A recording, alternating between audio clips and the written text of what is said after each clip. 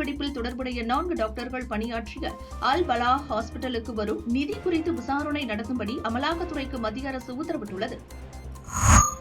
ஜம்மு காஷ்மீரின் பாரமுல்லா மாவட்டத்தில் பதுங்கியிருந்த 2 பயங்கரவாதிகளை பாதுகாப்பு படையினர் கைது செய்தனர். அவர்களிடமிருந்து ஆயுதங்கள் பறிமுதல் செய்யப்பட்டன.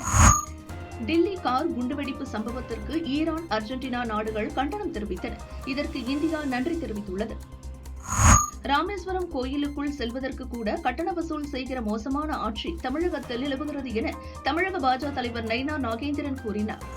பத்திரப்பதிவு செய்வதற்காக ரூபாய் 2 லட்சம் லஞ்சம் வாங்கிய தாம்பரம் சார் பதிவாளர் ரேவதி, இடைத்தரகர் பிரவீன்குமார் ஆகியோரை லஞ்ச ஒழிப்பு போலீசார் கையும் களவுமாக கைது செய்தனர். தென்கிழக்கு வங்கக்கடலில் நவம்பர் 21ஆம் தேதி புதிய காற்றழுத்த தாழ்வு பகுதி உருவாகும் என இந்திய வானிலை ஆய்வு மையம் தெரிவித்துள்ளது.